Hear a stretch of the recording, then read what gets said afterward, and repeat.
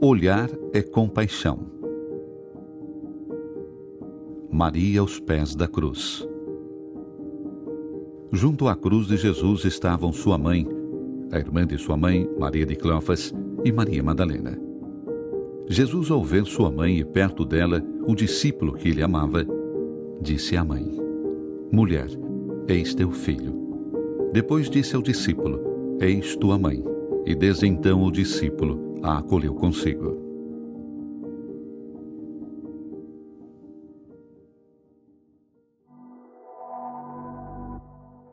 A compaixão nos leva a não olhar com indiferença o sofrimento dos outros, mas a viver junto todos os sentimentos.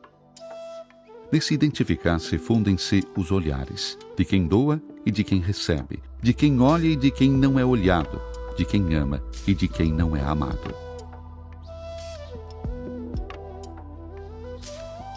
Evoca-se assim a gratuidade, a benevolência e a entrega total aos braços de Deus que devolve à criatura ferida pelo pecado a capacidade de amar e de sentir-se amada. A compaixão pode, assim, florescer até mesmo num ramo quebrado, prodígio do amor, milagre da caridade.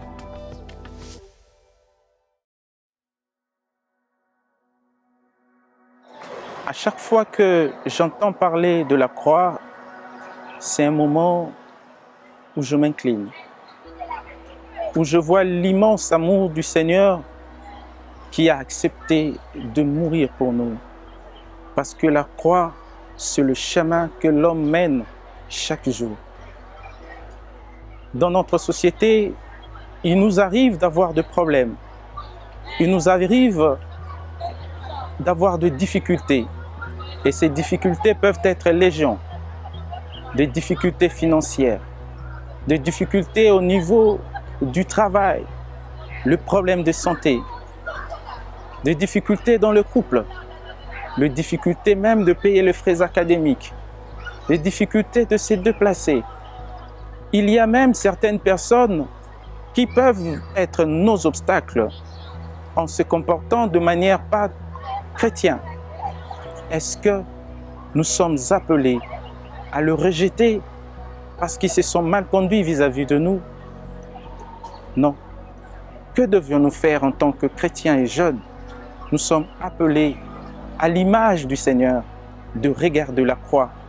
Sur la croix, il a accepté de payer les dettes de milliers de personnes. Il a accepté de verser son sang pour nous sauver. Et sur la croix, il a demandé pardon. C'est l'attitude que nous sommes invités à adopter, à pardonner. À chaque fois que nous avons des problèmes de contrariété, nous ne sommes pas appelés à haïr ces personnes. Nous ne sommes pas appelés à vivre l'inimitié avec ces personnes, mais à les aimer comme le Seigneur lui-même sur la croix a aimé et a pardonné ceux qui lui ont fait du mal. J'ai une expérience de la croix en tant que puissance qui sauve, en tant que puissance qui libère, en tant que puissance qui guérit. Il y a ma jeune sœur qui, en étant malade de problèmes de neurologie, a tellement souffert que certaines personnes ne voulaient pas la sentir. Comme dans la plupart des familles, il y a des personnes, quand vous avez un cas pareil, vous le rejetez. Parce que pour vous, vous trouvez que c'est une question de spiritualité. Il y a une mainmise de l'ennemi dans la famille. Nous avons accepté, parce que c'était des situations complexes que nous n'avons jamais connues, des situations très dramatiques. Nous avons accepté et nous avons porté nos prières devant la croix du Christ. Et actuellement, notre jeune sœur est guérie totalement et complètement et elle a repris même la route de l'école.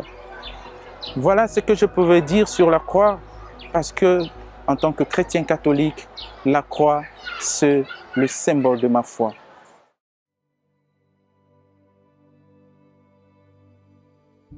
Em 30 de outubro de 1835, eu devia entrar no seminário.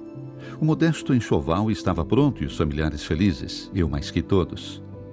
Só minha mãe estava pensativa. Seus olhos me envolviam.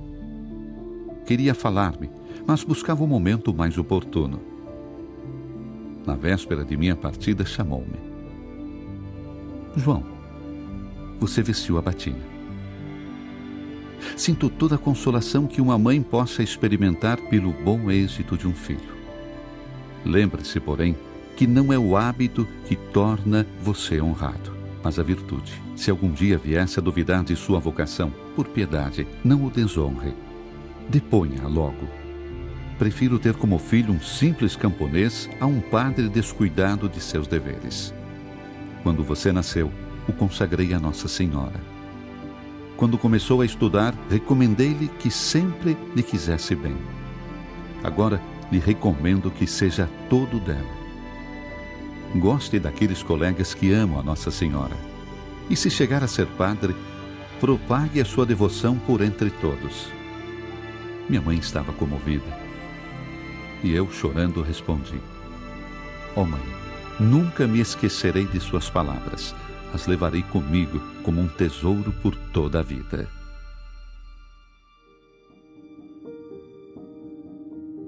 Je vais vous relater une histoire très douloureuse de mon très cher ami Onésime, un ami calme, un ami affectueux, un ami qui n'avait pas de problèmes avec les autres ni les professeurs. Pendant cette période de confinement, nous étions à la maison et on était en train de se poser des questions. Est-ce que nous allons reprendre les études? Est-ce que nous pourrions présenter notre examen d'État, l'équivalent du... Et soudain, un jour, une nouvelle vient et nous entendons que Onésime venait de perdre sa maman. Et alors, on était très triste. Lui aussi était triste. Et alors, on s'est mis à sa place et on s'est mis à se poser des questions. Est-ce qu'il aura le courage de reprendre les études? Il aura le courage de présenter son examen? Est-ce que son père aura le courage encore de payer les frais pour continuer ses études? Alors, on s'est organisé, nous avons cotisé de l'argent, le peu qu'on avait, nous l'avions apporté ça chez lui. Et malgré que nous l'avions apporté de l'argent pour le deuil de sa maman, mais nous l'avions aussi apporté de la joie. Vu qu'il n'avait plus le sourire, nous l'avions apporté la joie et il était en train de... On était là, on jouait, on rigolait. Et après ça, on ne pensait pas qu'il allait revenir le jour de la rentrée à l'école, mais soudain, on l'avait vu là, le matin, il était revenu, il était très joyeux. Et nous aussi, nous étions très contents de le revoir. Et je voulais vous dire que même si nous avons perdu des proches, il ne faut jamais se décourager. La vie continue. Les autres sont là pour nous aider, pour nous assister. Ils sont là pour nous donner la joie, même si on perd des proches qui nous donnent de la joie, mais eux aussi sont là pour nous donner de la joie, les sourires aux lèvres. Merci.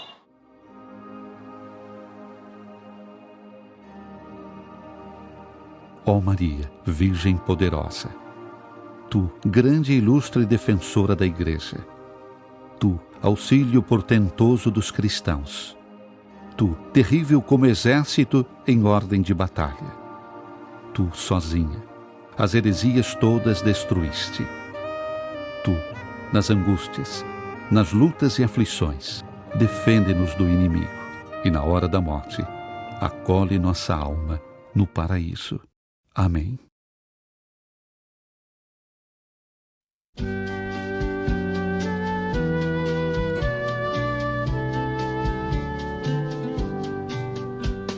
Toi, Notre-Dame, nous te chantons. Toi, notre mère, nous te prions. Toi qui portes la vie, toi qui portes la joie, toi que touche l'esprit, toi que touche la croix. Toi, Notre-Dame, nous te chantons. Toi, notre mère, nous te prions. Toi qui donnes l'espoir, toi qui gardes la foi, toi qui passes la mort, toi debout dans la joie.